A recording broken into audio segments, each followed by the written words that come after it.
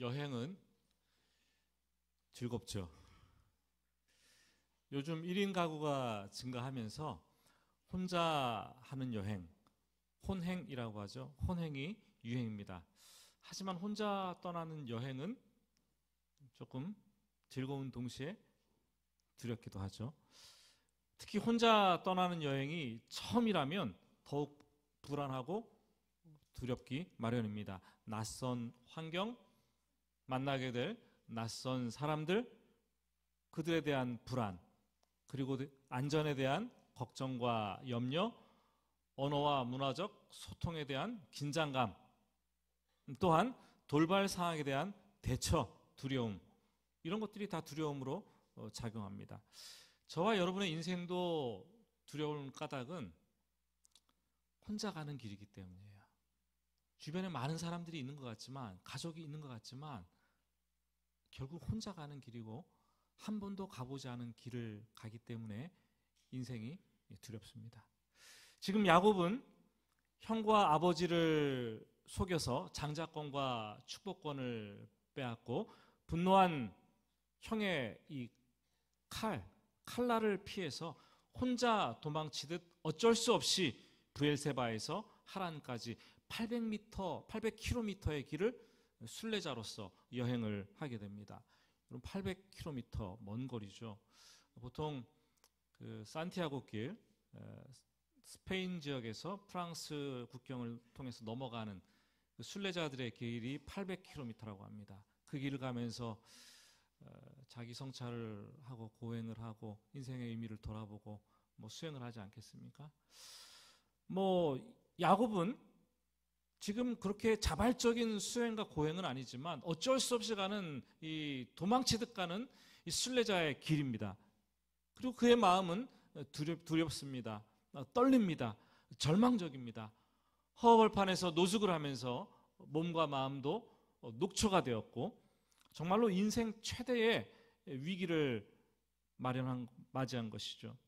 여러분, 그런데 신비로운 것은 하나님께서 아무리 못된 사람이라 할지라도, 하나님께서 아무리 잘못한 사람이라 할지라도 고독한 사람, 절망 중에 있는 사람, 아무것도 의지할 것 없는 사람, 그 사람에게 찾아오셔서 만나 주신다라는 거예요.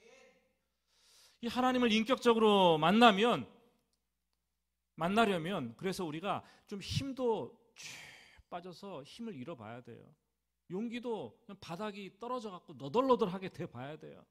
물질도 한번 바닥을 쳐봐야 되고 절망 중에도 한번 들어가 봐야 되고, 그래서 나 자신에게 한번 지독하게 절망을 해본 사람, 그때 하나님께서 찾아오시는 거죠. 그때가 하나님과 가장 가까이 만날 때죠. 내가 할 수 있다는 나의 의지를 꺾고 이 긴 절망의 터널, 고독의 터널, 두려움의 터널을 통과하면서 하나님을 인격적으로 만나는 경험을 하게 될 때 비로소 믿음의 거장이 되어가는 것입니다. 아마 90km쯤 혼행을 시작했을 때, 그리고 셋째 날이라고 생각이 되는데 어느 날 밤 베델에서 야곱이 혼자 들판에 누워 잠을 잡니다. 그때 꿈을 꾸죠. 하나님께서 야곱의 꿈에 나타나셔서 세 가지 약속을 하는데, 첫 번째, 네가 누워있는 이 땅 내가 너와 네 자손에게 다 줄게. 두 번째, 너와 너 자손에게 복의 통로가 되게 해줄게. 셋째, 네가 어디로 가든지 내가 함께 할게. 네가 어디로 가든지 너를 지켜줄게. 네가 어디로 가든지 너를 인도할게. 얼마나 큰 축복입니까? 이튿날 잠에서 깨어나자마자 야곱은 마음을 막 진정시킵니다. 흥분했겠죠. 그리고 하나님께 고백합니다. 멀리만 계신 하나님인 줄 알았는데, 할아버지 아브라함의 하나님인 줄로만 알았는데, 아버지 이삭의 하나님인 줄로만 알았는데, 귀로만 듣던 하나님인 줄로만 알았는데, 과연 하나님께서 지금 여기에 계시는구나. 여러분, 우리가 일평생 신앙생활하면서 붙잡아야 될 고백은 지금 여기 이 자리에 나와 함께 계시는 하나님입니다. 이런 깨달음, 이런 신앙 고백이 있을 때 마치 인류 역사가 Before Christ BC, 아노 도미나이 AD로 착 양분되는 것처럼 비로소 신앙의 분수령이 찾아오는 거예요. 그 전에는 정말 신앙생활이 뭔지도 모르고 신앙했는데 비로소 하나님을 만나고 온전한 신앙생활의 깊이로 들어가는 거죠. 야곱은 하나님을 인격적으로 만난 이후로 은혜의 지배 아래 머무르게 되자 더 이상 두렵지 않습니다. 떨리지 않습니다. 절망을 딛고 일어나서 담대하게 여행을 이어나가는 것을 보게 됩니다. 1절은 아주 간단합니다. 1절을 보시면 야곱이 길을 떠나 동방 사람의 땅에 이르러. 야곱의 발걸음 막 가벼운 거예요. 그렇죠? 뭐 한 달여 이상을 한 700km 이상을 꿈꾼 다음에 그 다음 날부터 막 여행을 했을 텐데 이 성경은 딱 한 절, 야곱이 길을 떠나 동방 사람의 땅에 이르러. 그냥 잘 갔다라는 거예요. 씩씩하게 갔다라는 거예요. 발걸음이 무척 가벼웠다라는 거죠. 그리고 드디어 외삼촌이 기거하고 있는 동방 사람의 땅, 목적지인 하란에 도착하게 됩니다. 눈을 들어 보니까 우물이 하나 턱 하고 보이는 거죠. 성경에서 우물이 나오면 우리 짐작을 해야 돼요. 어떤 사건이 일어나겠구나. 그죠? 고대 사회에서는 우물이 몇 가지 중요한 기능을 하고 있었는데 목자들이나 목마른 짐승 떼들에게, 양떼들에게 목을 축이는, 물로 목을 축이는 그런 장소였어요. 그래서 우물을 구하려고 심지어 전쟁도 불사할 정도였죠. 또 우물에서 사람들이 만나 정보를 교환하고 친교를 나누는 장소였습니다. 이 목자들이 물을 먹일 때나 여인들이 우물에 빨래를 하러 빨랫감을 잔뜩 가지고 와가지고 그냥 물만 먹고 그냥 돌아가겠어요? 빨래만 하고 그냥 돌아가겠어요? 그렇지 않죠. 목자들이 삶의 잡다한 얘기들을 막 교환하고 얘기를 하겠죠. 그리고 여인들이 뭐 시집살이의 애환 같은 것들을 나누면서 푸념도 하고 위로도 받고 뭐 스트레스를 푸는 그런 시간이, 장소가 거기 우물이겠죠. 가끔은 청춘 남녀가 자신의 짝을 만나는 이 사교의 장소로도 활용하기도 됐습니다. 아주 우물은 동네 바깥쪽 호젓한 장소에 있어서 여인들이 물을 길러 오면 거기 머스마가 있다가 이 사내가 물을 깃는 것을 도와주기도 하고, 그러다 보니까 눈이 슬쩍 마주쳐서 서로 사랑에 빠져서 결혼하기도 하고. 성경에 보면 아브라함의 종 엘리에셀도 그 아브라함의 아들 이삭의 신부감을 구하러 갔다가 우물에서 리브가를 만나지 않았습니까? 모세도 광야길을 헤매고 있다가 우물에서 십보라를 만나지 않았습니까? 우물은 사건이 일어나는 장소예요. 예수님도 우물에서 사마리아 여인을 만나셨습니다. 이 야곱이 우물에 도착했을 때 목자 세 사람이 각각의 양떼, 그러니까 세 떼겠죠. 세 떼를 물을 먹이려고 대기를 하고 있는 거죠. 그리고 그 우물의 입구는 아주 큰 돌로 덮여 있는 것을 보게 됩니다. 왜 돌로 덮어놨을까요? 만약 함부로 우물을 뚜껑을 열어두었다가는 사고로 짐승이 뛰어가다가 툭 하고 빠지면 우물이 어떻게 돼요? 그 사체 때문에 부패하고 오염되는 거죠. 또 원한이 있거나 정신 나간 사람이 우물에다가 함부로 독약을 막 타면 그 우물을 먹고 다 죽는 거 아니겠습니까? 그래서 우물을 큰 돌로 덮어둡니다. 그런데 가만히 야곱이 보니까 이 목자들이 양떼들에게 우물 먹일 생각은 전혀 하지도 않고 잡담만 하고 앉아 있는 거예요. 모든 양떼가 모이면 함께 힘을 모아서 이 돌을 굴려내고 물을 먹이겠다는 그런 생각이 있었던 것 같습니다. 한번 2절 말씀을 볼까요? 2절 말씀을 보면 본즉 들에 우물이 있고 그 곁에 양 세 떼가 누워 있으니 이는 목자들이 그 우물에서 양떼에게 물을 먹임이라. 큰 돌로 우물 아기를 덮었다가. 한글 성경은 그냥 본즉이라고 되어 있어요. 근데 히브리어 원문 성경으로 보면은 굉장히 이 긴박하게 표현을 합니다. 보라! 발견했어요. 우물을 발견하고 보라! 희네라는 히브리어인데 이거는 감탄사입니다. 와, 봐라! 봐라! 하나님 막 도착하자마자 이 우물을 발견했는데, 야, 봐봐! 우물이 있어, 우물이. 야, 봐봐! 목자들도 있어, 목자들도. 야, 봐봐! 거기 양떼들도 이렇게 있어. 막 감탄을 하는 거죠. 감탄을 연발하는 거예요. 그래서 봐. 왜요? 초행길이라서 여기가 어딘지, 또 어디에서 물어봐야 되는지, 누구에게 물어봐야 되는지 전혀 몰랐는데 지금 우물이 있고 그 우물 곁에 목자 3사람이 모여서 있는 것을 만나게 된다는 거죠. 와! 라는 감탄이 막 절로 나오는 거예요. 생각했겠죠. 야, 하나님께서 나를 인도하시고 하나님께서 나를 지키시고 하나님께서 나를 보호해 주신다고 하셨는데, 야, 그 약속 참말이구나. 하나님께서 나에게 여기서 목자 3사람을 만나서 도움을 받게 하시는구나 깨닫습니다. 여러분, 우리 하다못해 우리 성도님들이 점심 식사하려고 이렇게 차를 몰고 가잖아요. 식당에 가잖아요. 그러면 어쩌다가 이 주차장이 만석인데 삥삥 돌다가 탁 갔는데 자리가 있어요, 없어요? 하나만 탁 있어서 성도님이 그러더라고요. 하나님께서 예비해 두셨어. 저를 태우고 가면 목사님을 태우고 오니까 이 자리가 또 나네요, 이렇게 말씀하시는 분들이 많은데 감탄을 하시더라고요. 그거 하나 가지고도 하나님의 이 인도하심을 얘기하는데, 야곱은 지금 한 달 여행을 했습니다. 목적지에 도착해서 인생의 기로에 서서 있는데 목자 3사람을 만났어요. 그때 야곱의 심정 어땠을까요? 와, 봐, 하나님이 하셨어요. 봐, 하나님께서 사람들 준비하셨어요. 4절 말씀을 보시면 야곱은 낯선 목자들에게 말을 붙입니다. 내 형제여, 어디서 왔느냐? 그들이 이르되 하란에서 왔노라. 내 형제여. 한글 성경이 너무 점잖게 번역을 했어요. 너무 예의 바르게 번역을 했어요. 보통 흑인들이 껄렁껄렁하는 그런 대답이에요. Hey man, 손도 이렇게 Hey man, 이런 거 아니겠습니까?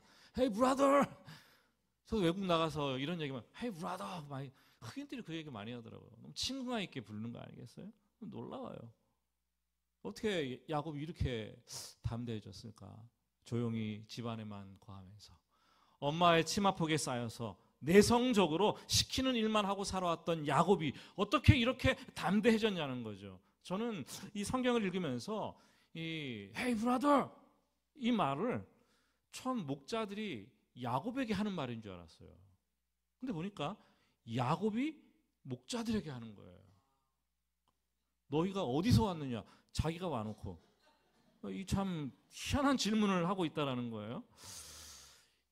하나님이 지금 여기 계시고 하나님께서 나를 지켜주시고 나를 인도하신다는 그 생각이 드니까 낯선 상황에서 낯선 사람들을 만나도 두렵지 않은 거예요. 그냥 담대한 거예요. 그래서 5절부터 야곱은 본격적으로 정보를 수집하는데, 너희가 라울의 아들, 라울의 손자 라반을 아느냐?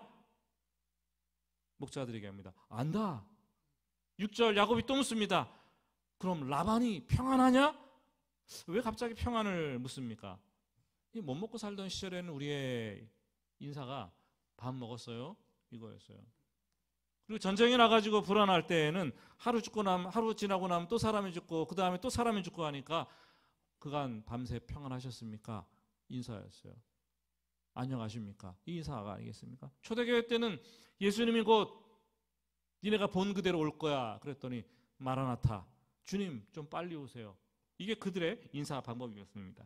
여러분, 인사가 그 시대상을 반영하는 거예요. 인사가 그 사람의 마음 상태를 그대로 반영하는 것이죠. 야곱은 자기 외삼촌 라반이 평안하냐? 목자들에게 물었죠. 그 까닭은 정말 엄마의 말만 듣고 생면부지의 외삼촌 라반의 집을 찾아왔는데 아직 살아 있어야 하지 않겠습니까? 그러니까 평안하냐? 묻는 거예요.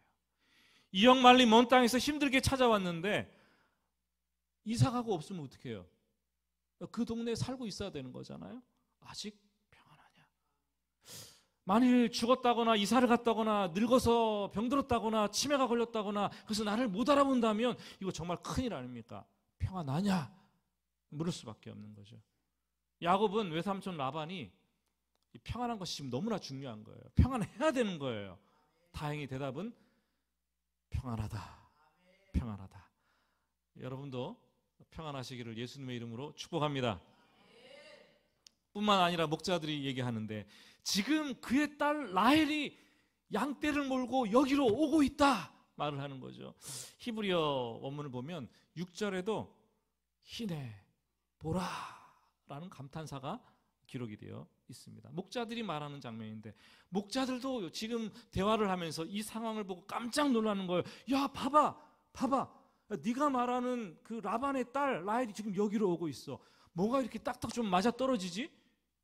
네가 찾는 라헬이 저기 그 라반의 딸이 여기 오고 있네?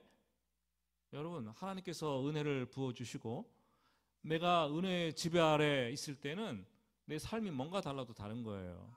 정말 소름 끼치도록 어떨 때는 신기한 상황들이 만들어질 때도 있는 거죠.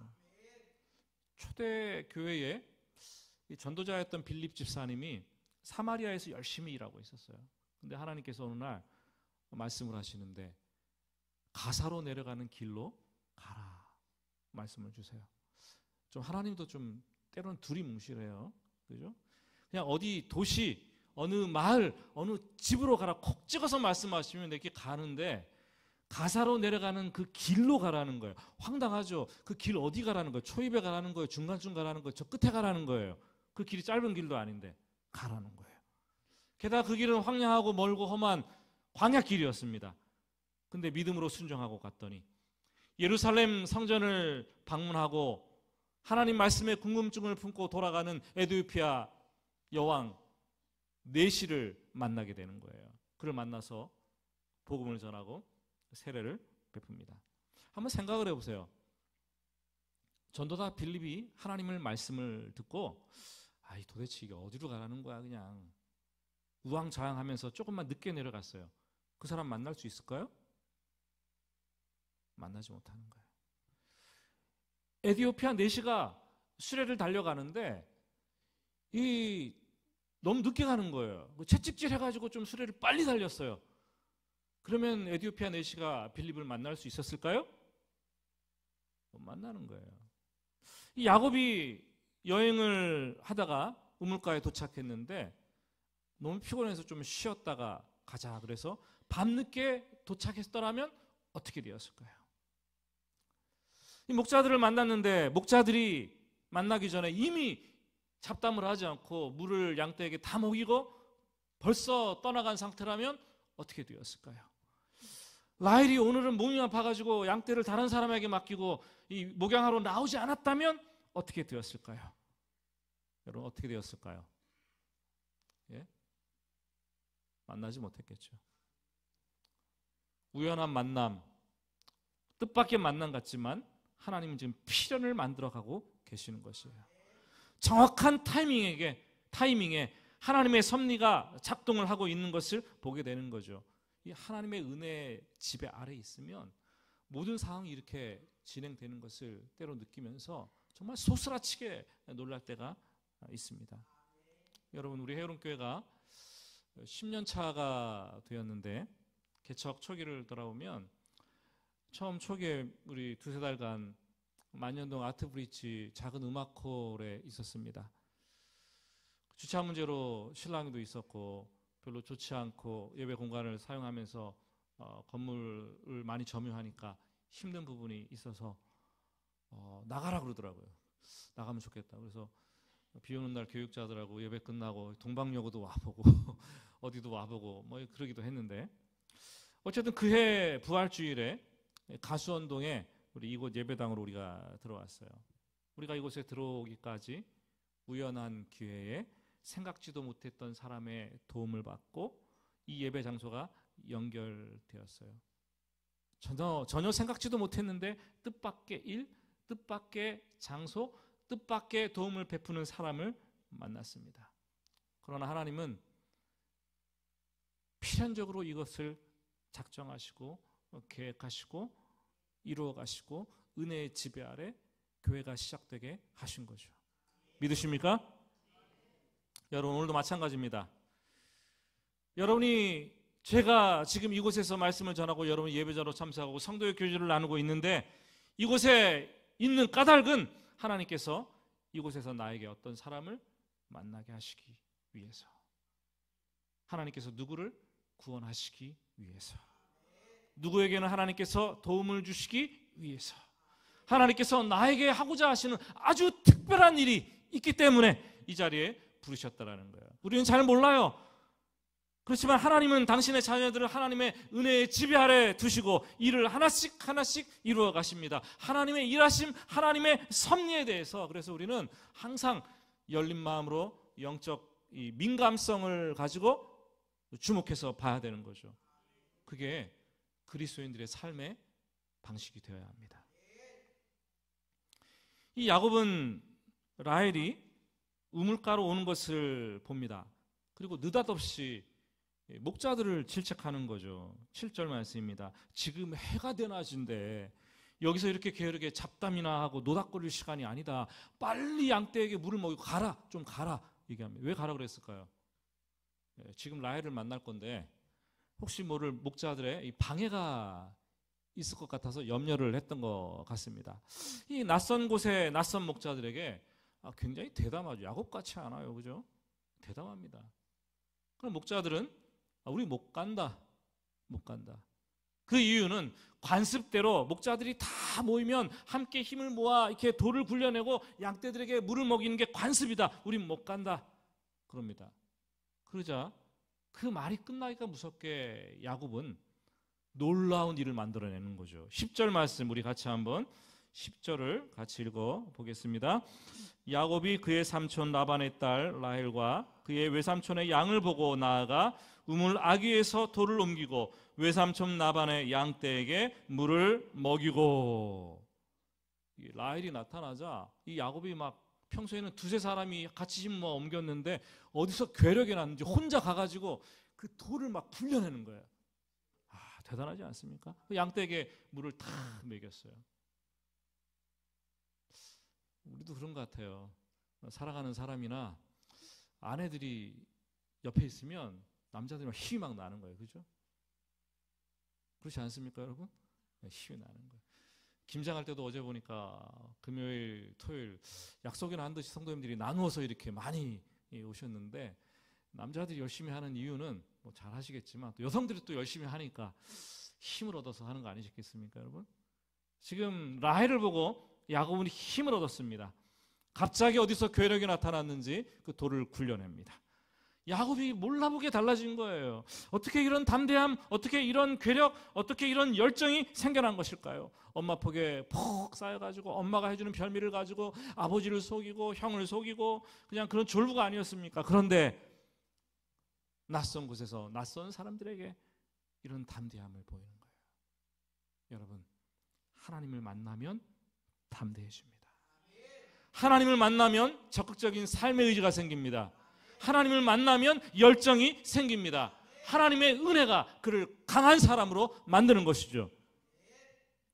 야곱은 양떼에게 물을 먹인 후 다짜고짜 오늘 11절 말씀을 보면은 라헬에게 입맞춥니다. 그리고 소리내어 엉엉 웁니다. 요즘 같으면 큰 뺨 맞을 일이에요. 그렇죠? 다짜고 입을 맞죠. 그리고 나서 울면서 통성명을 하죠. 뭔가 이게 순서가 이상하지 않아요? 거꾸로 됐어요. 사람 만나면 통성명을 하고 그리고 아는 사람이라면 막 울고 그리고 나서 입도 맞추고 그리고 도움이 뭐 필요한 것인가 보고 물도 떠다가 양떼들이 먹이고 이렇게 해야 되는 거 아니겠습니까? 그런데 전혀 거꾸로 하는 거예요. 이 야곱이 늘 눈치만 보고 먼저 아무것도 할 수 없었던 그런 인간형이었는데 유약한 사람이었는데 인생을 지금 거꾸로 막 살 만큼 열정적인 사람으로 바뀌어 있는 것을 우리는 보게 됩니다. 여러분 그거 아세요? 타고난 기질, 천성이라 그러죠. 타고난 기질, 천성은 절대 안 바뀝니다. 아멘이세요? 왜 아멘이실까요 이게? 죽을 때까지 안 바뀝니다. 죽을 때까지. 하지만 성령께서 우리 마음속에 들어오시면 그 기질을 바꾸는 것이 아니라 적절하게 이 통제하셔서 컨트롤하셔서 좋은 쪽으로 사용하는 거예요. 사람들은 말하죠. 세상 사람들은 흔히 야, 사람은 고쳐 쓰는 게 아니야 얘기합니다. 그렇지만 성령 하나님께서는 그 사람을 변화시키는 것이 아니라 그 사람의 기질을 컨트롤해서 사용하시기 때문에 마치 예수 믿는 사람들을 바라보면은 확 변화하는 사람들, 어떻게 저 사람이 저렇게 변했지? 야, 놀랍게 바뀌었다. 저 사람 말 한마디도 못했던 사람인데 앞에 나와서 간증을 하네. 야, 저 사람이 저렇게 열정 있는 사람이었어? 바꿔놓으시는 거예요. 조변석계 했던 여러분 다혈질적인 베드로 하나님께서 바꿔놓으시죠. 너무 강하고 집착이 심했던 담즙질의 바울, 소심하고 유약해서 항상 겁이 많았던 우울질의 디모데, 하나님의 은혜의 지배 아래 들어가니까 담대해지는 거예요. 달라지는 거예요.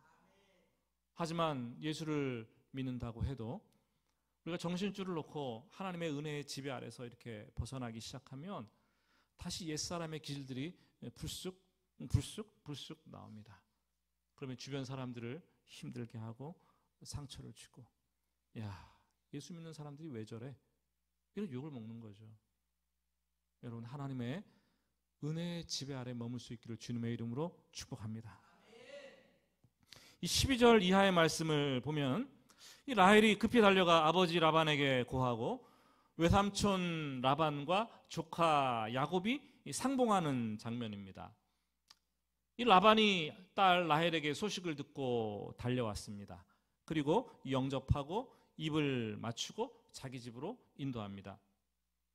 정상적인 만남의 모습이죠. 이거는 외삼촌 라반은 이전에 야곱처럼 음한 사람, 그리고 그 마음속에 꿈틀거리는 속물근성을 가지고 있는 그런 사람이 라반이었습니다.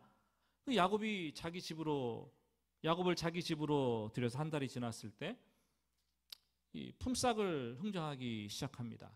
조카와 삼촌 관계 그냥 일하면 될 텐데 친척 관계가 아니라 고용주와 고용인 관계로 바꾸자라고 얘기하는 거죠. 좋게 말하면 내가 너에게 품삯을 줄게라는 것인데, 또 나쁘게 바라보면 내가 너를 종처럼 마음껏 부려먹겠다. 이런 심산이 깔려 있습니다. 앞으로 여러분들이 보게 되겠지만 야곱은 아버지와 형을 속이고 사기를 친 것처럼 외삼촌 라반에게 그대로 속임을 당하고 사기침을 당합니다. 인생은 내가 심은 대로 거두는 거예요. 내가 행한 대로 거두는 법입니다. 아무튼 야곱은 라헬을 사랑하게 되었고 거기에서 7년을 며칠간이치 여기며 살게 됩니다. 20절 마지막은 그를 사랑하는 까닭에 7년을 며칠같이 여겼더라 말을 합니다. 여러분, 요즘 삶이 지겹습니까? 요즘 삶이 시간이 잘 안 가십니까? 그럼 사랑을 하면 되는 거예요. 하나님을 사랑하든 배우자를 사랑하든 사랑에 푹 빠져 있으면 시간이 막 휙휙 지나가는 거예요. 경험해 보신 분들만 아멘 해보세요. 아멘 하시기 바랍니다. 그 사랑에 빠져서 시간이 막 지나가는데 행복감이 막 엔돌핀이 막 솟아나는 거 아니겠습니까? 사랑은 시간을 막 빨리 흐르게 하는 속성이 있어요. 지루하거나 무료할 시간이 없어요. 부부가 사랑하면 60평생을 살아도 시간이 후다닥 지나가는 거고, 부부가 막 서로 미워하는 가운데 살면 60년이 600년, 6000년 같이 느껴지는 거, 그런 거 아니겠습니까? 혹시 오래 살고 싶으세요? 누구를 막 미워하세요? 그럼 시간이 너무 안 가요. 시간이 정말 안 갑니다. 여러분, 7년이 아니라 그렇게 되면은 정말 하루가 1000년 같은 시간이 가지 않는 지루한 시간이 될 것입니다. 여러분, 우리가 얼마나 살겠습니까? 여러분, 서로 미워하지 말고 사랑하며 살 수 있기를 축복합니다. 말씀을 맺습니다.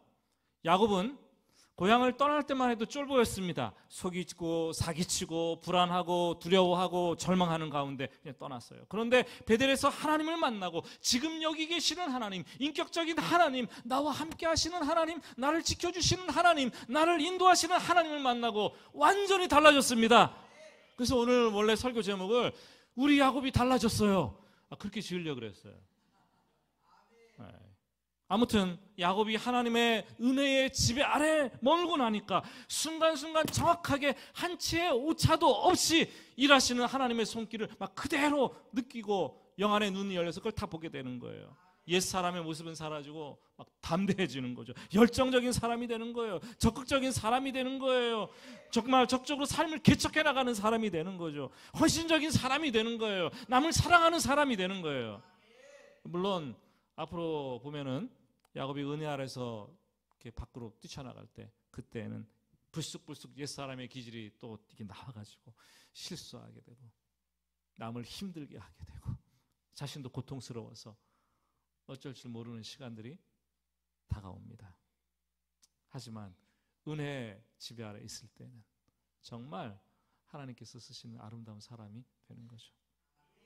여러분, 오늘 주간도, 오늘 하루도 하나님의 은혜 아래 머무르게 되기를 예수님의 이름으로 축복합니다. 우리와 인격적인 관계를 맺으시는 그 하나님은 한 치의 오차도 없이 정확하게 하나님의 손길을 통해서 일을 하실 것이고 우리는 그것을 발견해내고 하나님께 영광을 돌릴 것이고 또 담대하게 일어나서 우리에게 주어진 하루 인생길을 걸어가게 될 것입니다. 그렇게 되기를 주님의 이름으로 축복합니다. 같이 기도하겠습니다.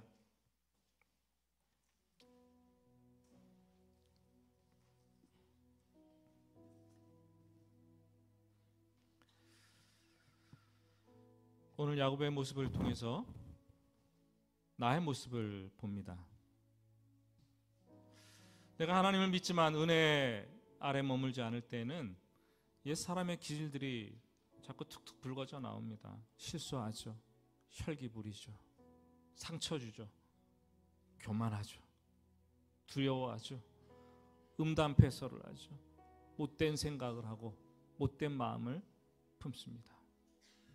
하나님, 내가 지금 여기에 계시는 하나님을 고백합니다.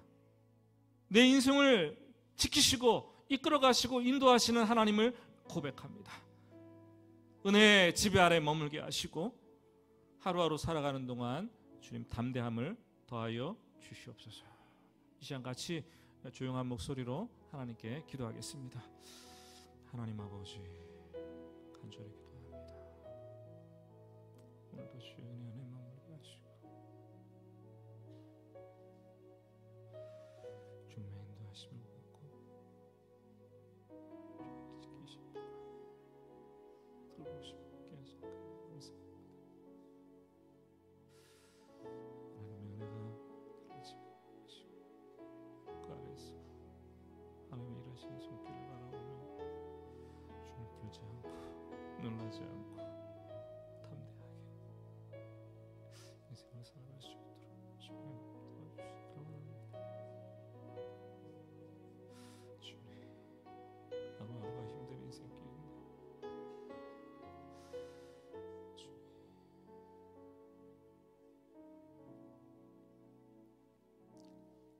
하나님 아버지, 오늘 이 자리에 모인 성도들 중에는